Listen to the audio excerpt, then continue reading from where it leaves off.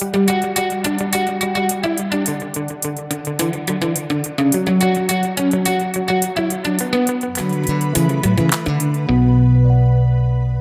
Mike Buckland. I'm head of production at Triggerfish Animation Studios. I'm Tim Argall. I've been with Triggerfish for 2 years. I came down from Joburg. I ran a studio up there called Bugbox for many years, and then I came here to start the academy, which was an online teaching thing we were putting together. Yeah, I've heard about that. And then, sort of 6 months into that, I landed up being the animation director on their latest feature SEAL team, which was very challenging, but also lots of fun. Best choice we ever made, I think. I don't know. Maybe not your best choice. Is the job of an animation director in very high demand? Or is it like something you have to work up to get the experience? Well, obviously, productions need animation directors, but they're not that many feature films, and it's just one job for each film, if that makes sense. There are not lots of them. Because of that job not being that high in demand, do you know of any jobs that are in very high demand in the industry? Wow. That's a good question. I was actually thinking about this quite a lot because there are a lot of jobs that are in demand, I think, in the industry, and depending on where you want to work and sort of what part of the industry you want to get into, there's areas that are like maybe specifically more demand. So like there's always a demand for animators because at the end of the day you need someone to create your character's performance, and that's like essential. If you don't have animators, you don't have a performance. And it's quite a big workforce, the animation team on a long form production. So generally if you're a good character animator, there'll be a lot of opportunity for you because everyone's going to need you. But there's also sort of more specific skill sets like texturing or surfacing or shading or rigging where generally it's a smaller team, so you don't need as many people, but because of that, fewer people go into it. So again, there's always balance. Yeah, there's a bit of balance to it, I guess. Yeah, they always tell us at school, like if you get chosen to have the lead animator role, you always find work in the industry. I'm like, damn. And then I didn't get chosen. So I mean, there's a lot of vital roles in the industry. So focusing on a couple of skills and getting good at a couple is really useful. And I think to add to that, if you decide you want it to be just a modeler exclusively, that's quite a competitive career choice to have made because there are a lot of people who model well. So if you only have that skill set and the kind of market is a bit saturated, it's more difficult. And for that reason, it's a good idea to have other skills. But I think I encourage people and students to use their education to try to work out which of the sort of lanes they are best suited to. So don't just say, I'm going to do these three. Try and constantly think about which is the one you are most passionate about and best suited to, and then you can have the others as like backups. But it's a good idea to be clear about what you're going for, because if your attention's too spread, animation is complicated, and it's really demanding to be a full generalist. There are very few people who can do that. So you want to go, this is what I want to do, this is what I'm good at, and in a sense, I don't know who said this, but it's like where your talents and success converge is your uniqueness. And I think, you want to really aim for the thing you're passionate about, and you're going to need that passion to drive you, because when you hit the workplace and the pressure and the strain, then that carries you, because I'm doing what I love, even though it's really hard. So that's kind of the advice I try to give people is really use, from first year, use that time to identify what it is that you're best suited to. what happens when the thing that you're best suited to is very niche market, and like you don't know if there is jobs there, if there's jobs out there for it? Would you like a concept artist? Or? Yeah, definitely a concept artist. Would you advise them to continue striving to better themselves in that field, or maybe spread more out to things that are more, marketable? I would say the advice is still the same. If that's what your passion is, you've got to follow it. But then look for something that complements that. I know a guy who's a very skilled modeler, for example, like super talented, but he's also good at lighting, and he loves to light. And he's actually not a bad animator. I've used him for animation as well, but that would be his like number 3. So he's focused on modeling, he lights as a backup, and he can also animate. And I think, for that reason, he'll probably always be able to find work. And because he's focusing on his modeling, more and more people are recognizing that skill, and so he doesn't really have to worry about the others. But to enter the market, you kind of want to go, I can do this and I can do a bit of that. Yeah, you want to have a wide skills. Yeah. But I would definitely never say to someone, oh no, there's not enough work for concept art out there, find something else. Yeah. Because if that's what gets you up in the morning, then that's what you should be doing. For these people who have these strong passions and desires to make it in the world, what advice do you have to give them to market themselves and put themselves out there now that everything is so separated? You mean because of the remote work? Yeah, definitely. That is tricky. I mean, I guess you just have to take advantage of the same channels that everybody else is using to get. So get on Instagram. But make sure you have. Instagram is so flooded with so much big artists, and it's hard to find the locals. That's what everyone says, but I mean, Tim and I know a couple of artists who have really just, they've really worked hard at building the Instagram profile, and now they have a lot of followers, a lot of recognition, and it's making a difference. They're getting a lot of interesting work. So you've got to plug at it.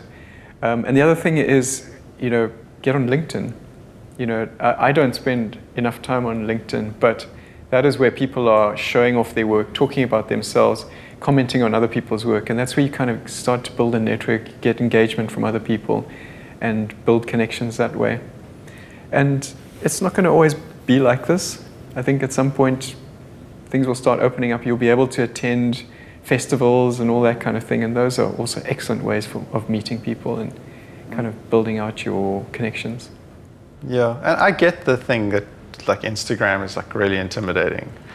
So I don't think you need to kind of set out to have a super competitive Instagram page and following. But if I'm interested in an artist and I'm looking to see what they've done, then I'm going to go to their Instagram feed or DeviantArt or ArtStation, wherever they've got a presence, and I'm going to look at what they've done. And it might be the same stuff, so I'll look at one of them or more.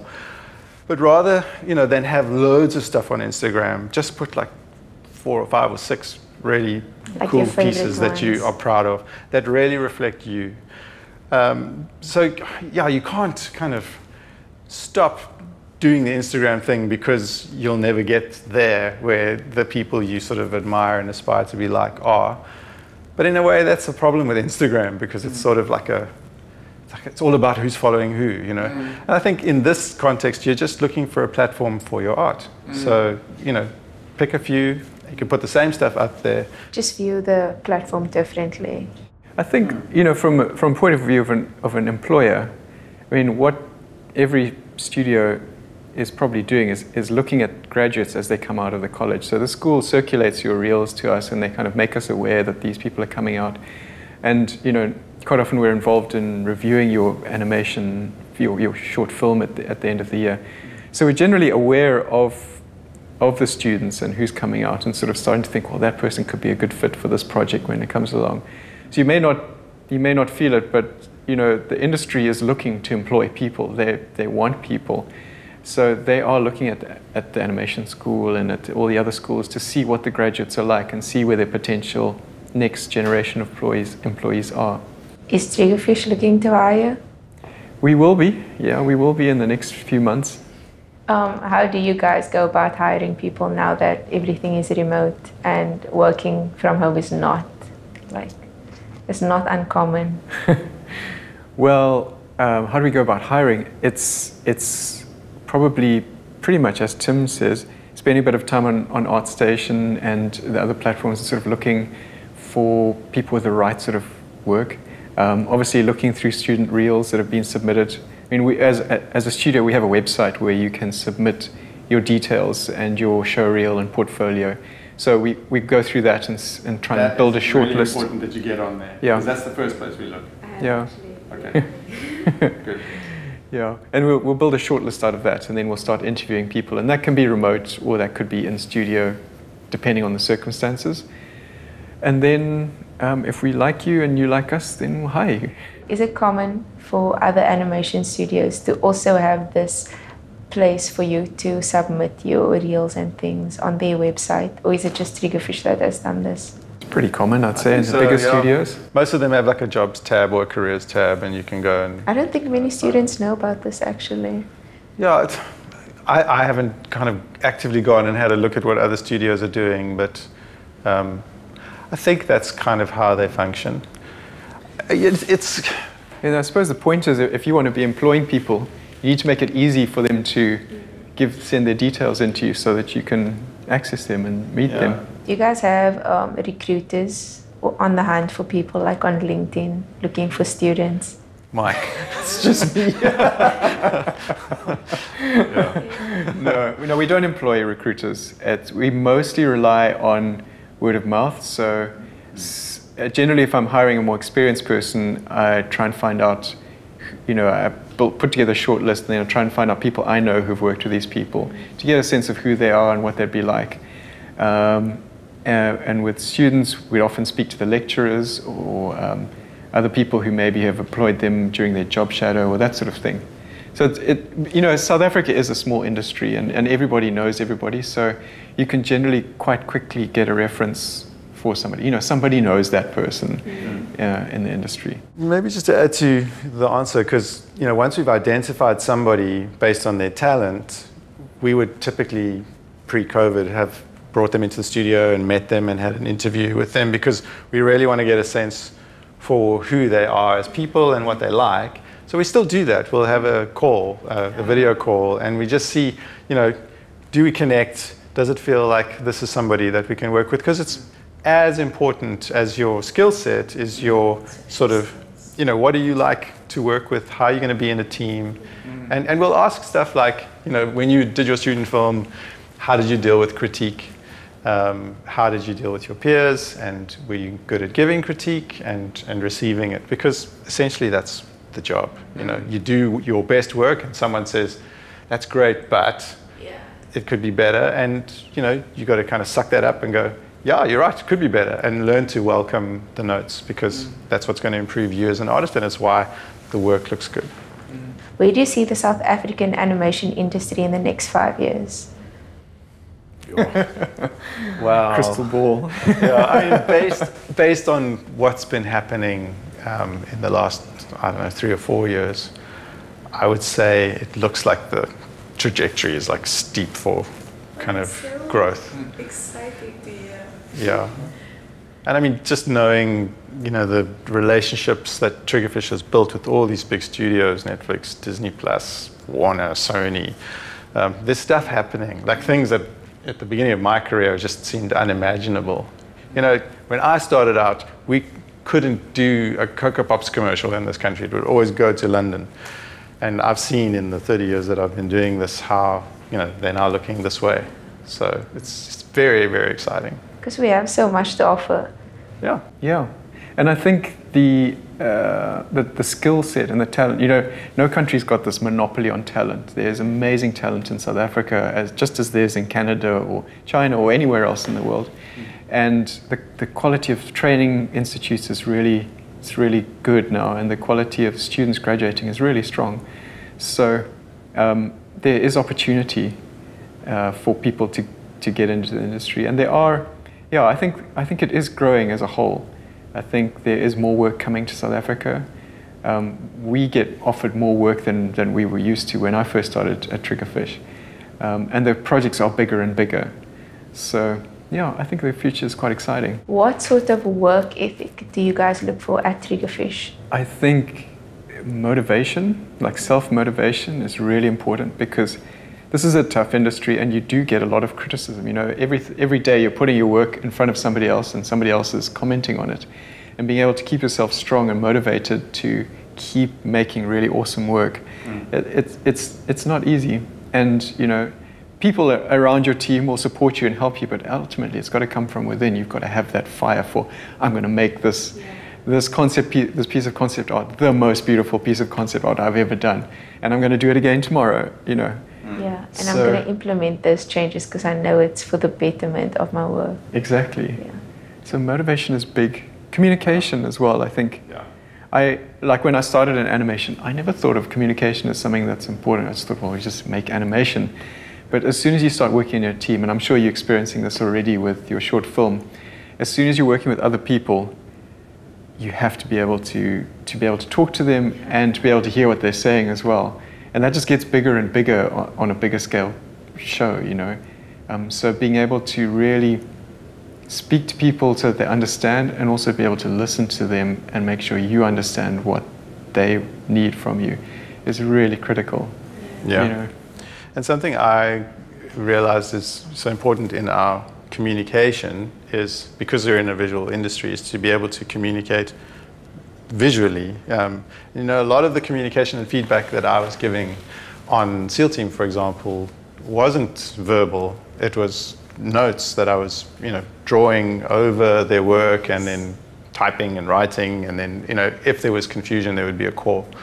So I think using those tools like Sync Sketch, for example, is a brilliant tool for everyone to be able to track where the shot's going and what we're aiming for and how we can improve the poses. So I think, yes, to be able to articulate something with words is really important, but also to lean into the fact that it's a visual industry and to use the visual tools to explain yourself. It's much better to have that kind of track that's very clear, that's been drawn, than to have had a random conversation that you can't really remember. And I'd say something that I really appreciate when I am working with an animator is if we're having a conversation and they're writing down the notes that I give them. Because if they're not writing it down, they're just remembering it, I'm busy wondering how much they're remembering. So someone who makes an effort, you know, takes that seriously. And I think part of that is like responsibility and accountability. You know, you are ultimately responsible for your shot. And it makes me much more comfortable knowing that someone is organized and plans well and is taking ownership of it and is able to take it to the finish line.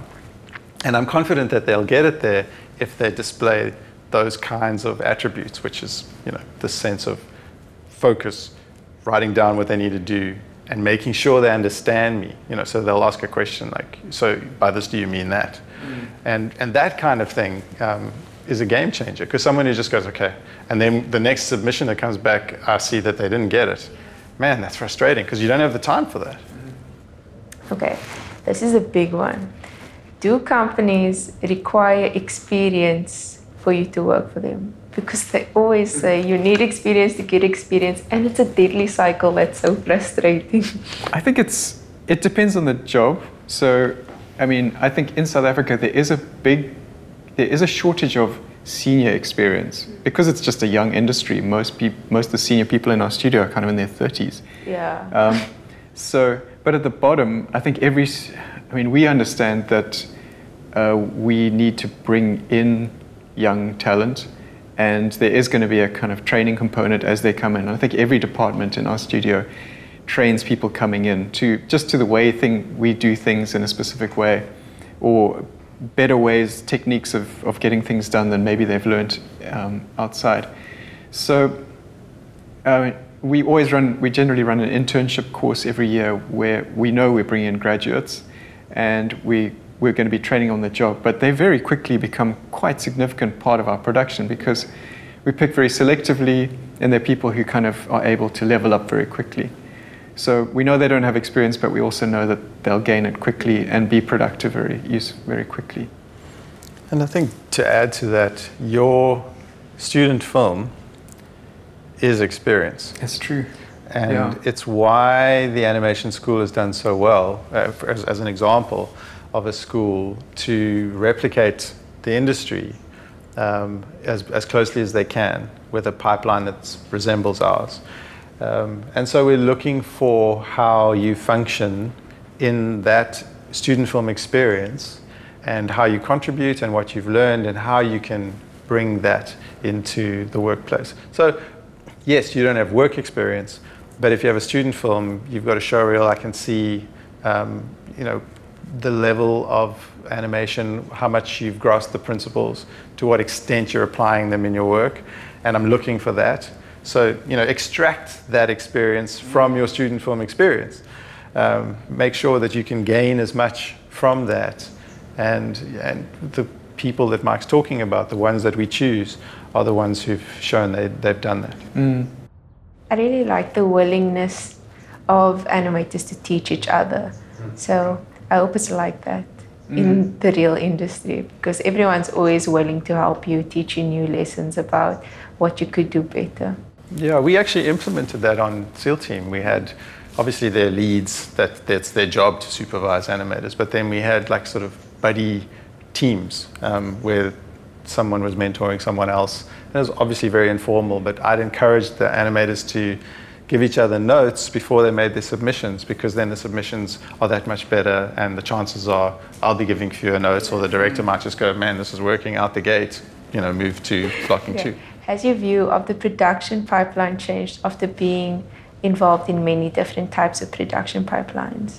Yes, it has. I think almost every show we do, our pipeline changes a little bit, because we realize, okay, that didn't work the last time. We need to make this easier for people and put some either workflows or hardware or systems in place to make it easier for them, make them more efficient. So it changes a lot. It changes gradually across each production. Right at the moment, we're actually doing a big sort of reevaluation of our whole production pipeline, because we spent a few years kind of building it up, and there are some areas that need some really serious revision.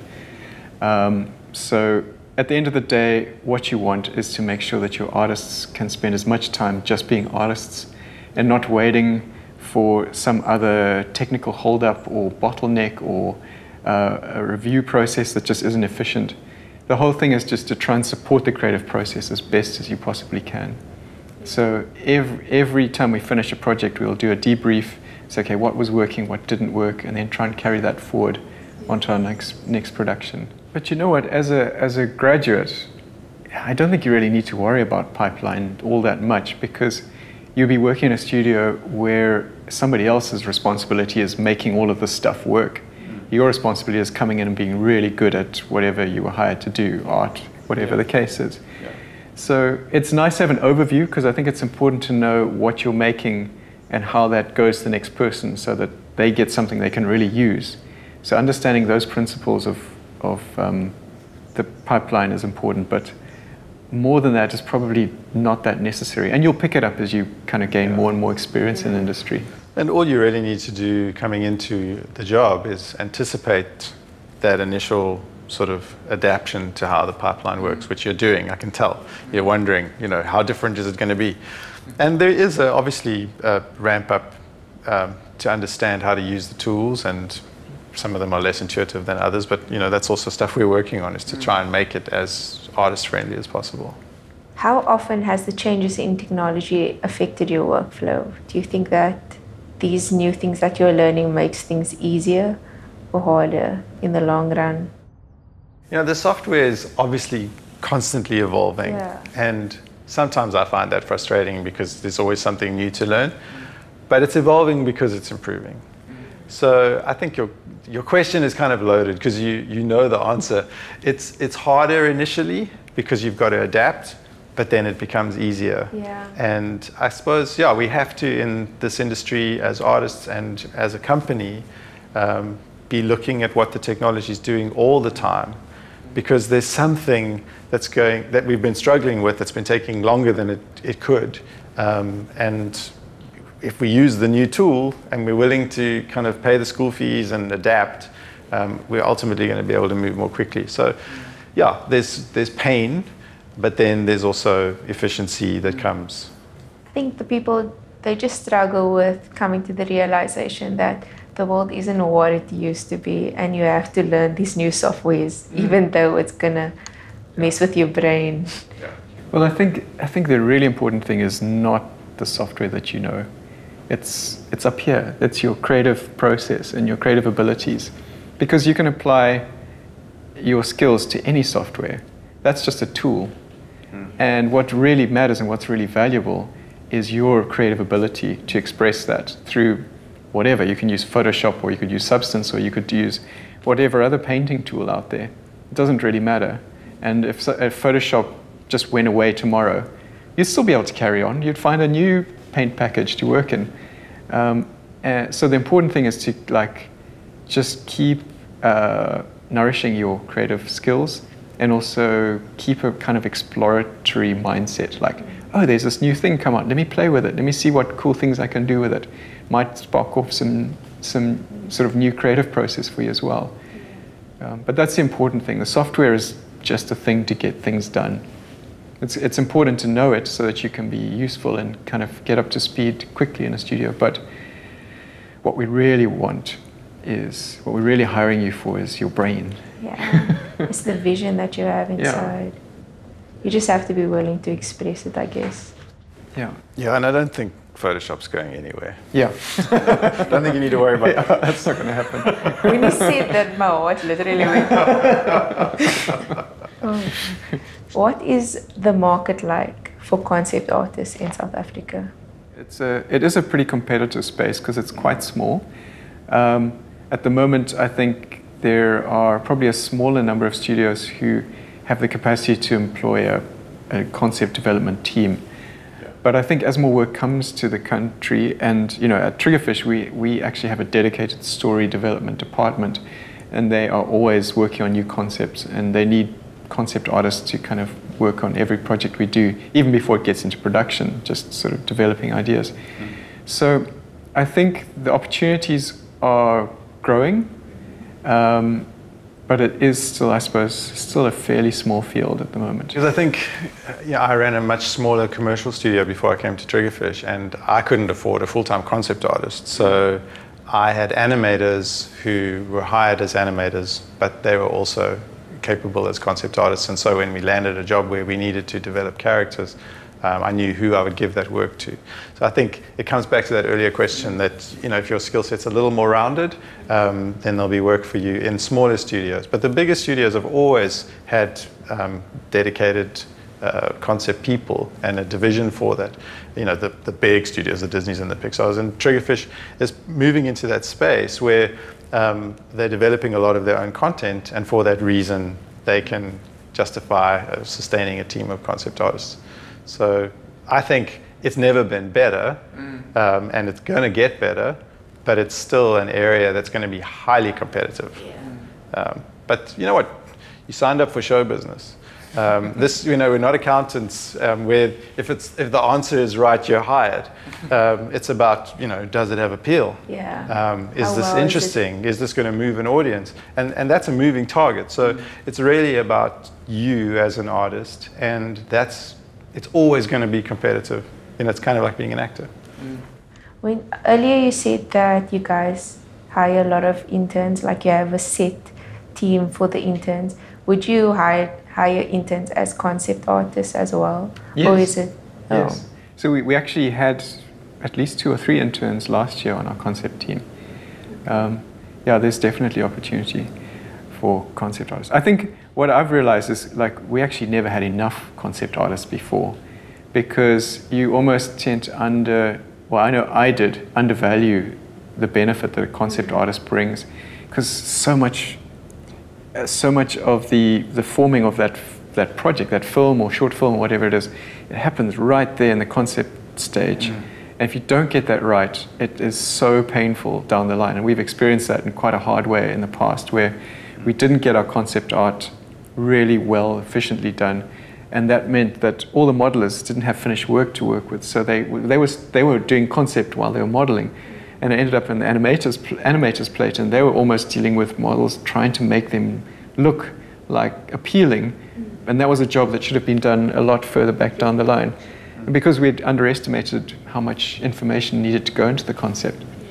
So I have a huge respect for concept artists, and I think they're extremely valuable, a very important part of the team. It's the thing that you aim for from, that piece of art that they create, that everyone goes, wow, that's it. Yeah. That's what you aim for. And the whole process is around trying to recreate that moment. Yeah. I'm working on something at the moment now where the model is appealing, but when you put it next to the concept, it's not nearly as appealing. And all I'm doing is I'm comparing them and then making loads of notes and sending it back because we want to hit that. So yeah, it's like Mike says, concept is it's very, very valuable, and people with those skills are highly valued. What is a typical working week like for the two of you? And what hiccups do you run into most often? Well, they're completely different. His week is not like my week. My week is really boring. You say that. But so I'm the head of production, so my role mostly is just to try and keep these projects on an even keel, make sure that we're hitting our milestones and that we've got all the kind of people or software or whatever it is that needs to keep that train running along its track. So it's mostly working with the rest of the production team, getting reports from them on the individual departments, finding out where are the problems, where are the bottlenecks, where are we having issues, and then helping solve that or bringing resources in to solve that. And it's also having more of an overview of all the shows that we have in the studio. So we have projects in pre-production, we have some in production, we have some in post-production. And so looking at projects that are coming up and figuring out, well, how, if we get this job, how are we going to do it? What sort of team will we need? How long will it take? Those are the sort of things I'm sort of mostly involved in, which, yeah, it's not creative. It sounds like but it is exciting. Brain. Yeah, it is really exciting because you're really getting to kind of plot out how the studio is going to be working for the next year or 2 years, 3 years. And I really enjoy that. So I'd try to be awake in time for the 9 o'clock meeting. Which is like a scrum that we would have with all the supervisors. And I don't know if you're familiar with the term scrum, but it's a great way of managing your production. And you just kind of connect with everybody and what they're doing and make sure that no one's tasks are conflicting, like someone's doing the same thing as someone else, or they're doing something that they shouldn't be doing until that's been done, for example. So I'd have that, and then I would begin reviewing the shots that had been submitted to my page. And on Shotgun, I would have 20 shots I'd need to work through that had come through the evening before. And I'd begin working through the notes that I would give on each of those. And then there would be numerous meetings with different departments that need input from Anim for whatever reason, which I'd have to navigate. And then by 11 o'clock, we'd have rounds with the director where in that session, there would be some time set aside for him to brief out new shots. I would sit in on that. The animator that was going to be animating that shot would come into it. And this was all managed over Discord, by the way, which was really cool. And so the director would show the shot, what he was looking for, the animatic, and often he'd act out the kind of thing that he wanted to do.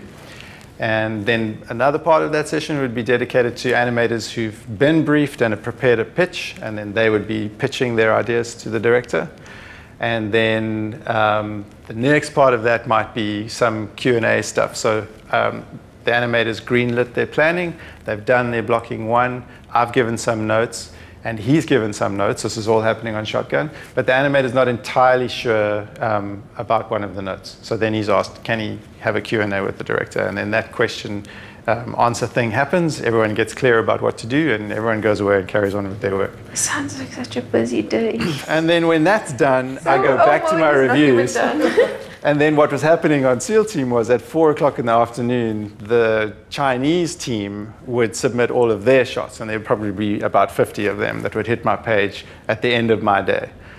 And so I would get as many of those reviews done as I could, and then I would go and have supper with my family, and we'd usually watch something on Netflix together, like Rick and Morty, and then I would come back, and once everyone had gone to bed, and I'd try and work through my China stuff, because they were waking up at 3 o'clock in my morning to start their day, and they needed notes. So yeah, that's kind of what my role was like, and that lasted about 6 months when it was like epic, and a lot of the time I wasn't finishing my Chinese reviews until like 2 o'clock in the morning. But that's not normal, and it's not healthy, and I strongly advise you not to get yourself into that situation because it's not sustainable. It does not sound healthy at all. But it's also super exciting when you're about to fall asleep because you've given so many notes, and then you open a review and somebody's done a performance that is just so exhilarating to watch, and you have to try not to laugh out loud and wake up the family. Do you have any success habits? Now that you told us what not to do, what would you advise us to do? Definitely eat well, get a lot of sleep, and exercise. I want to get a lot of sleep. So, quality sleep. And I mean, this is difficult, but one of the guys on our team, Stu Coots, I'd actually asked him a few times just to relate to the team, the way he works. Stu is the most efficient animator I've ever worked with. He doesn't do overtime because he gets everything done in his working day, and he's just incredibly organized, and he leads a healthy lifestyle. So yeah, those are, like, I know at your age, like, people don't really think about it, but actually, like, exercise, sleep, and a good diet are going to change your workflow. And then the other thing, which is also a sore point, is single tasking. Because we like the idea that we can multitask, but it's actually not possible to multitask well. So rather break your tasks up into chunks and do one thing at a time. And it isn't, in my opinion, it's not possible to be focused on your work if you're also watching a YouTube video. And it's not possible to focus for an extended period of time if you keep responding to every alert that your phone gives you. So it's actually a sort of modern symptom of our society, is that we're constantly having to wrestle these devices that are supposed to make our lives better. But if you want to get into the zone as an animator, you need to shut out distractions. So it's a challenge. It really is. And it's worth acknowledging that it's a problem and then figuring out how to deal with it. What about listening to music while you work? Do you know the old Milt Kahl, Richard Williams story? Yes, I do know. That's why I'm asking. I don't relate. I listen to music while I work and I feel like I'm doing fine. So I think certain tasks are a little more mundane and it can work. I personally find I'm far more efficient if I don't listen to music, but I also love music, so I can't really listen to stuff in the background. I find my brain wants to analyze what the bass line is doing, so I'm not good at that. But I think, if Milt Kahl, who was probably one of the greatest animators of all time, said that he wasn't smart enough to animate and listen to music at the same time, that's enough for me. You know what? It's another. It's sort of coming back to what Tim was saying. Though it is really about personal discipline, and I'm not personally good at it myself. But the way to sort of being able to find time to exercise and to have sleep and to actually get a full day's work done, it is about having the discipline to kind of break your day up into those chunks. So you say, okay, I am going to have this time where I'm not going to be bothered by anybody and I'm just going to do my shot. And then I'm going to have a coffee break and have a social or what. And then I'm going to split some time off to do my reviews or whatever the case is. And when I get home, I'm going to go and exercise, or I'm going to walk the dog. And then I'm only going to watch one episode of Netflix. And then I'm going to sleep. And otherwise you kind of get these habits. If you're not kind of disciplining your day, you kind of let one thing slide into the next and the next, and suddenly you're still awake at 2 a.m. and you haven't actually got anything done because you kind of... It's hard to feel like you're doing a lot when you're just doing one task. Because personally, I feel like if I'm busy multitasking, I feel like, I'm getting so much done. And then by the end of the day, I'm like, I only finished these things halfway, all of them. Yeah. It's amusing to me, actually, that we now have a term for single tasking, because we invented multitasking, but we actually now need a name for what it's not, what multitasking isn't. We need to be able to say, I'm just going to do one thing. And actually, it's kind of important to acknowledge that multitasking isn't a skill. That single tasking is a skill. Are overseas companies more open to hiring people from South Africa now that everyone is working from home? I know a bunch of animators who are doing South African guys who are doing international work now for that reason. Yeah, for sure. And what's interesting is there's always been a lot of security protocol around productions, and it all has to happen under one roof. And if you're not sort of certified, you can't do the work. But a lot of that they've been forced to relax, not completely, but to a large extent. So it's made way for South Africans to work internationally, for sure. I think the one difficult part, I think, especially as someone kind of graduating out of college, is it will be a little bit more difficult to pick up that work because you don't have those connections or that network. Whereas a lot of people that Tim is speaking about are people who have quite a bit of experience, they have quite a showreel behind them. So it's easier for them to get a foot in the door at an international studio that wouldn't otherwise look at, outside their own talent pool. Yeah, that's absolutely right. And they're looking at reels and they're seeing shots from films that have won awards, and they're going, I want that guy. Yeah. Yeah. So it's not to say it's impossible, because I think the whole industry is changing, and I think the possibility of remote work is a very real thing now, and there are going to be studios looking for people all over the world, and they'll be willing to reach out all over the world. But probably it's going to be the same as in the industry. The more experience you have and the better your showreel is, the better your chances are of getting one of those bigger jobs. Yeah. I would say, if you can find international work, that's amazing and that's great, just do it. But also just take the opportunity to build up your skills here in South Africa, where it's a small industry, it may be actually less competitive and better chance to kind of build up that showreel that you can then use to kind of really showcase your work. So working remotely is very big, and a lot of people might not have the hardware to do that.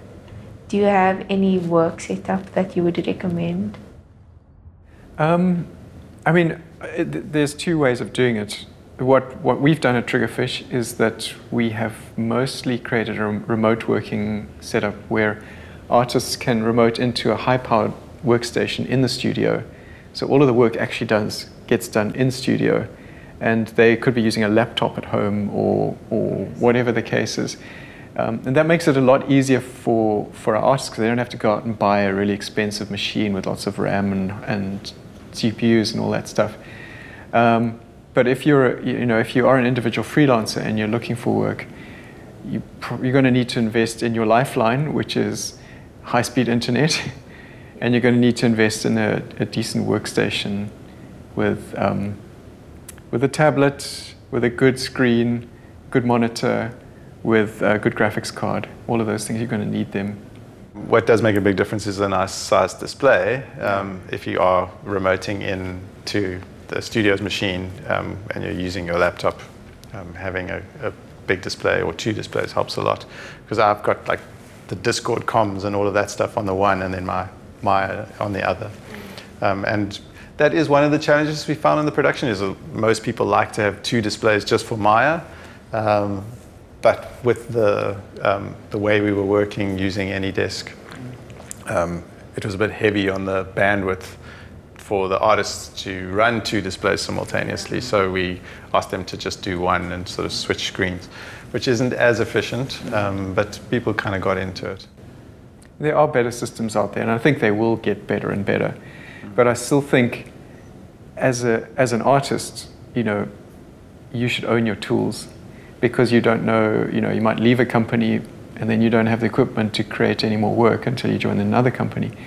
So I think it's a really good idea to start investing in decent equipment for yourself, so that you can make your own work in your own time as well. Yeah, exactly. You always want to have that personal project that you're doing, and that thing that's going to plus your reel.